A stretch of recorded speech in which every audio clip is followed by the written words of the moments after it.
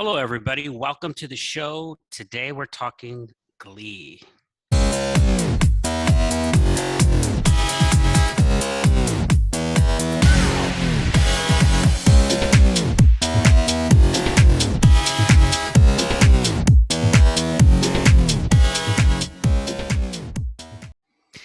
Glee premiered in 2009, and everybody knows about Glee. It stars Corey Monteith, Chris Colfer, Lee Michelle, so many people, Jane Lynch.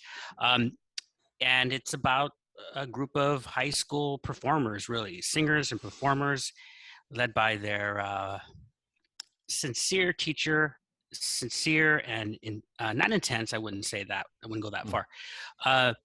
But when people hear the word Glee, they immediately think, oh, yeah, the music, Glee, the music.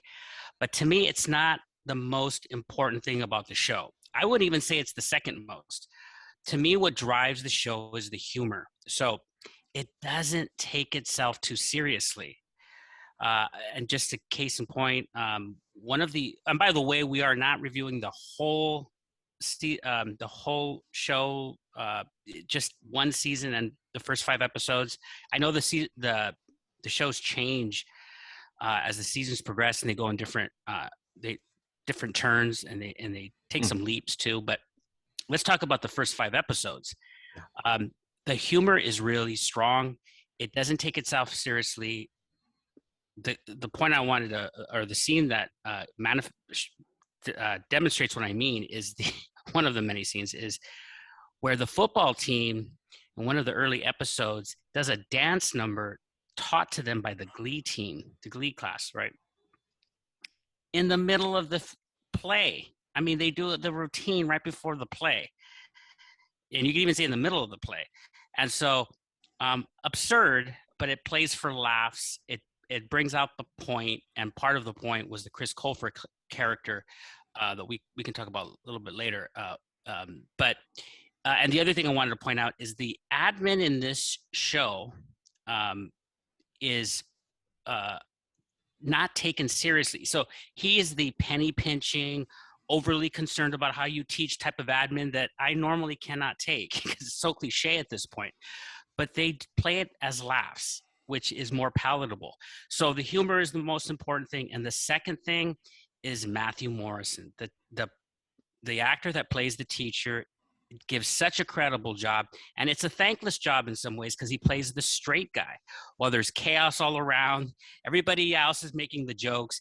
He does a really good job. And by the way, this kind of goes into the authenticity part, but he plays a very competent teacher, and he plays the Spanish teacher and the Glee Club advisor, both very competently, and students really relate to that and react positive.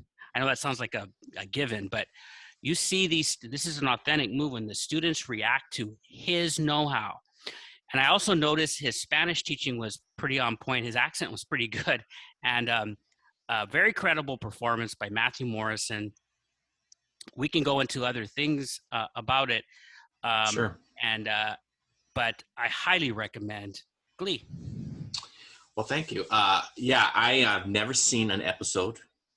And you know what? When it first came out, I was a little intrigued because I was in choir from. So you never saw it? You never saw it when it episode. first came out? Never. So you just saw it for the first time this week? First time this week. I saw the first 5 episodes. And I never had a desire. And I'll be honest with you, I was trying to figure out why I was in choir from 4th grade to 11th grade. The last year I was in a group that was dancing and singing. And I went to Canada and performed, This is all high school choir. All high school choir. So there was some times, Ruben, and I'm not sure because I think you sang a little bit in elementary, didn't you? I think you did. Yes. But for me, I was really tormented, and I had some real emotional feelings. I was watching the show where I put back in my head some of the things that kids said to me, did to me. And I got really, it was psychological. It was really tough, difficult. And I'm like, oh man, I totally know what these kids are feeling. It was never like a joy to be part of that group. Kids always were saying ugly things to me.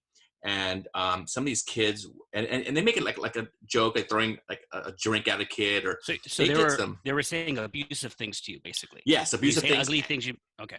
Abusive things, harassment, uh, you know, calling me, questioning my sexuality all the time. And I kept, I remember why I stayed on, because I just thought to myself, I'm not gonna let anybody push me around.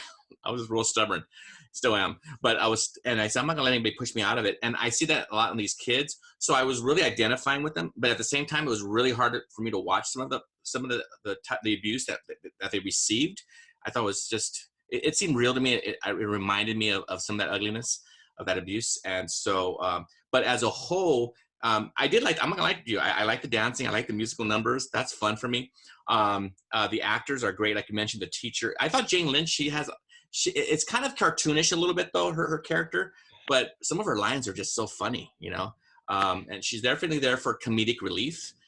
Some of the stuff is not, to me, not authentic. I'm not sure if I believe the whole thing. Maybe I'm going too quickly onto the authenticity piece, but some of those things I question. But I'm gonna be honest with you, Ruben. In the beginning, I'm like, I'm not gonna watch this after 5 episodes. No way. It just brought to me, maybe because I was bringing back my own psychosis into it.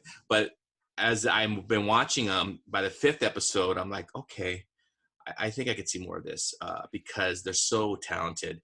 And you know what? I'll tell you what really touched me are some of those storylines that kids really go through regarding their parents. This one boy comes out to his father, and I was really waiting for the whole father coming down on him. And I said, oh man, the father. I was going to bring this out. So the Chris Colfer character, and so good. Before I forget, because I started off with the humor, and then I wanted to pivot to the more serious moments. Please, yeah. I don't think I said enough about Jane Lynch. I thought her character, in some ways, was authentic, kind of. But remember, I'm not going to quibble on all the little details and authenticity, because I feel like it's a comedy. I mean, that's true. Jane Lynch is playing very broadly here, and she does a very good job. Very funny. Nazi choir, not choir. Cheer instructor who wants Glee down, which is funny. She wants to bring the Glee, the empire of Glee down in the campus. To me, come on, it's good. It's a club. But there are some very real moments. You mentioned the Chris Colfer character, and I think people in the story, his father plays a white male, possibly Catholic or Christian, who you can see doesn't perhaps agree with Chris Colfer's choice to come out, or not even just to come out, to be gay. And he tells his son he loves him. And I noticed, though, I started thinking about this, how authentic that actually is. People don't realize how often these conversations do happen, where it is, we get the cliche of the same thing all the time, but he's going to attack his son. But there's a lot of parents who do accept. They love their kids. It's a struggle for them at first to accept, but they tell their child. They played it very well. It was a good scene, very touching, very real moment. Can I just say regarding this type of there's one part that I didn't like regarding there's a celibacy club, and I think that was cliche. That part I don't really appreciate, because it's like, you know what? And of course it's the kids who are Christian, so it's very easy to mark, which I found weird, because this whole show is about these misfits, these kids, and they have of course they have an African American kid, they have an Asian kid, they have a kid who's disabled, which is fine. I like that they're very inclusive. However, but they're not inclusive to the celibacy club, but kids who want to wait and they make it a joke. I think that part is done before. I wish they didn't include that. But of course, there's going to be things. I don't think you're going to find too many people who will agree with it. Who will agree with you when they see. I don't care. Well, I could finish my point, or is it? Or I thought it was my turn. No, don't finish it. No, go ahead. I don't think there's going to be too many people who agree that they've seen that type of club before, particularly because it's played for laughs. That's not what I mean. I don't mean it's a club. I know. Let me just finish my point. Is that it's played for laughs, and she is a redeemable character, at least in the beginning. She comes around and has good points to her. I think this is not played at a shallow depth. It's not about that, though, Ruben. We disagree. I'm a little deeper, though. I'm saying we that disagree on it. It's just, that's a typical thing that TV does. I don't agree with that. I will say this, though. it's fine. We disagree. Yeah. The other thing is that uh, there. You mentioned earlier that there were students with differences, Yeah. and that's one of the strengths of the show is that they're not. And we've talked about this in the past when you see just these students in a class, teenagers. Mhm. And you can imagine the screenwriter writing teenagers fill a class. What does that mean? But you have the student LGBTQ, Chris Colfer. You have Lee Michelle, the overachiever. Right. But you sense her passion. You sense her love of the craft, and you appreciate that. Corey Monteith, the football geek who wants to football jock. I mean, not the geek. Football jock who's a little bit, yeah, he's a little clumsy at times, or a little clumsy, a little dumb. Um, and the teacher who takes the night job. You know, there's these. Oh, and how do you forget the student with disabilities? Sure. Now, I know they play it for laughs, played by Kevin McHale. They play it for laughs, but the metaphor is really there. That being they had to navigate around the kid with disabilities. They had to blend him in, not just navigate around him, but how do you include him? This is real. We see this. Students with disabilities, maybe more severe disabilities, how do we bring them into the club, into the class, and not make and make them feel welcome? I thought they handled that pretty well. And I think the way they handled it, when we say they handled it well, it's because they didn't make a big deal about it. They treat him just like another kid, and that's making not a big deal about it. Yeah, he blended in well. Yes, he did.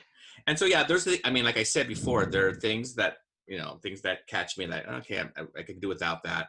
And then we disagreed a couple of things, but now I did think, the rivalry between the teachers, that is real. There is rivalry between teachers, and not only the Jane Lynch character, but there's a character called Sandy, and his is a little peculiar character because he's somebody who's not because he's a homosexual, but because he gravitates to children, and it's just a little creepy in my opinion. So I didn't like that. It's I only seen 5 episodes. It's hard for me. Again, I'm going to push back only because if it's a drama and they're trying to make a point and he's part of the group, yeah, I kind of would agree with you, but they're playing it for laughs, so it's hard to agree with you. Yeah, you it just wasn't funny. I'm saying that's not something we laugh about or joke about with kids, I don't know. Just for me. Okay. Well, to push back a little bit, they didn't exactly accept him. They actually rejected that character. They didn't allow him into their inner circle. So I sense your point, but I'm not. It's so ironic because you're just getting into you're just watching Glee. Only watch 5 episodes. Wait till you find out a little bit about a particular character's personal life. It's very dark, and I don't want to get into the darkness of of some of the characters, but wow. But I really did. I think the one most admirable was the kid the kicker, the kid who you mentioned, Chris Colfer, the actor.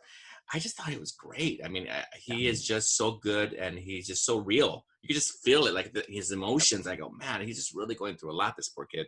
And so the acting was great. So yeah, you feel like you are among high school students. Yes, you sense it. That's the big plus. That's what's keeping me wanting to watch it, because I'm like, you know what? Some of these are real issues. These kids going through teen pregnancy, talking to your parents about tough topics. This is good stuff for especially new teachers who are getting into the classroom. These are topics that come up.